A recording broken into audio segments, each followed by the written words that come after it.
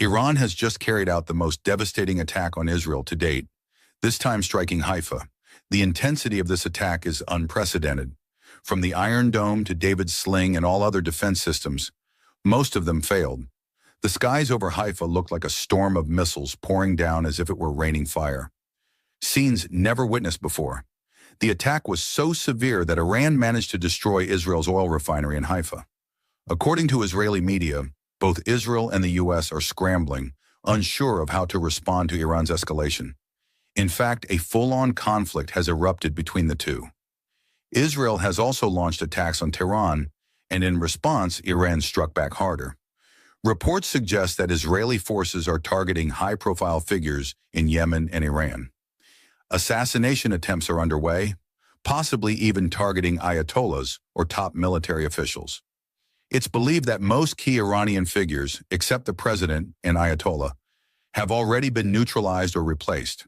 This follows the same pattern Israel used against Hassan Nasrallah and his allies. That's why Iran responded with this ferocious strike, directly targeting Israel's main fuel station.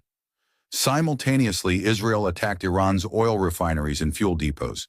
But Iran's attack on Haifa has caused the most destruction yet. Iran used drones and hypersonic missiles in this assault. As a result, multiple Israeli cities are under a state of emergency. Sirens are blaring, emergency vehicles are everywhere, and millions of civilians have taken shelter underground. Tonight is expected to be one of the most apocalyptic nights in the region. Even the U.S. has admitted that what's coming can no longer be stopped, not even by them. The reason for Iran's preemptive strike? Israel had planned to bomb Iran's most secure underground nuclear facility at Fordo. They were preparing to deploy American and Israeli troops to destroy the site buried deep underground. But Iran caught wind of the plan and struck first. Now, reports say attempts have been made on two high-ranking figures in Iran and Yemen, potentially even ayatollahs. If true, this reflects a serious escalation. This war has now reached a point where both nations are striking at each other's core leadership. Meanwhile, Putin reportedly spoke to Trump before the attack and warned him not to participate in the war. Trump replied, "If you want peace, start by ending your own war in Ukraine." China has also reportedly given Iran the green light. It's important to note that no defense system, whether Iranian or Israeli, can intercept every missile or drone. That's the reality of modern warfare. Israeli Prime Minister Netanyahu has now deployed jets to every corner of Iran's border, promising relentless bombardment. His goal to reduce Iran to rubble, like Gaza. But Iran is not Gaza, and it has proven its capabilities. The destruction in Haifa is undeniable. Iranian drones and missiles have wreaked havoc, and in a shocking twist, Iran claims that many of the missile launchers Israel bombed were actually decoys made of cardboard and aluminum, tricking Israel into wasting their strikes. The real launchers remain hidden and active. This means Iran is not just defending, it is preparing for more counterattacks. If Israeli jets enter Iranian airspace, Iran is ready to bring them down.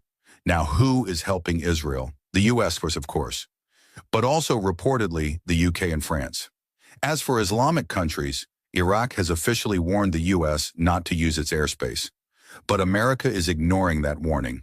Israeli ministers and their families have been moved to secret locations. Iran has warned that their next attack will be heavier, more destructive, and even more devastating. Both nations now have drones flying across each other's skies. Iran is intercepting Israeli drones but cannot shoot them all down. Tonight, war has reached its final moments. Iran's first strikes hit Tel Aviv, then Haifa. The next target may be Dimona, Israel's nuclear site. Iran is aiming at key defense and missile installations next. Israel has shut down all schools, universities, and public events. Weddings have been canceled. Gatherings are banned. This is a clear sign of total war. Netanyahu has told his people, "This war will be painful, but we must endure it so we can eliminate Iran once and for all." This war is not just about Iran. If Iran falls, others are next. Despite claims online, Iran is not receiving direct help from other nations. No other country is shooting down Israeli F-35s.